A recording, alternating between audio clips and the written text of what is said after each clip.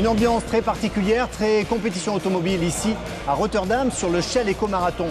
Sauf que ce qui compte, ce n'est pas la vitesse, mais bien le nombre de kilomètres que l'on peut parcourir avec le minimum de carburant. Nous voici sur la plus grande course mondiale d'économie d'énergie, dont c'est ici la 30e édition. Philippe Mindru n'en a manqué aucune. En 1985, on était 12 participants, une seule énergie, l'essence. Aujourd'hui, 200 concurrents, 2 grandes catégories, les prototypes et puis les voitures qui se rapprochent des voitures de tout le monde avec les Urban Concept, des voitures avec des carburants essence, diesel, bioéthanol, mais aussi de l'électricité et de l'hydrogène. On a ici les meilleures voitures du monde en termes de course énergétique, qui était au départ un petit événement, est devenu la plus grande course mondiale d'économie d'énergie. Dans cette grande course, un prototype se détache. Il s'agit justement de celui des étudiants de ce professeur. Présentation de microjoules. C'est un moteur à combustion interne, il fonctionne avec de l'essence. Cette voiture pèse 35 kg, elle est faite tout en carbone et elle a très peu de résistance au roulement, une bonne pénétration dans l'air, un CX très faible.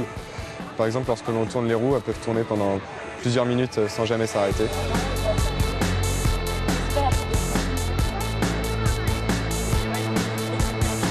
Pour Shell, l'éco-marathon est certes une opération de communication, mais pas uniquement. Shell, c'est une société qui fournit de l'énergie en général. Demain, qu'est-ce que sera demain? On a des stratégies, mais ça ne reste que des stratégies. Quelle sera la réalité? Le but est aussi, avant tout, de motiver des étudiants, leur donner des vrais projets de travail et on voit l'émulsion qu'il y a dans le paddock. Il y a 2 ans, la catégorie Urban Concept a vu le jour. Parmi ces voitures un peu moins performantes, mais plus en phase avec la réalité, celle réalisée par des étudiants d'Arnhem est sortie du lot. C'est homologué, ce qui veut dire qu'on peut rouler en ville sans avoir la police aux fesses.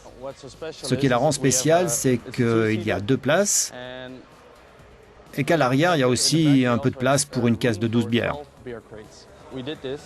Nous faisons cela pour montrer aux gens qui s'intéressent à cet éco-marathon et à tout ce qui concerne la conduite économe que la conduite hyper économe est possible sur la route. En 30 éditions, les engins n'ont pas beaucoup changé d'aspect extérieur. À l'intérieur, en revanche, il en est autrement. On est passé de la fibre de verre à la fibre de carbone, des roulements, je dirais, plus traditionnels à des billes céramiques.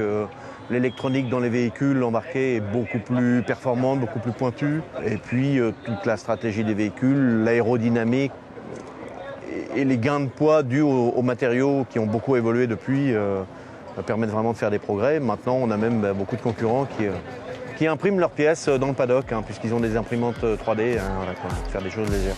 Sur le circuit créé dans la ville de Rotterdam, la règle est simple, on consomme le moins possible. 2 petites impulsions du moteur de quelques secondes par tour de circuit suffisent.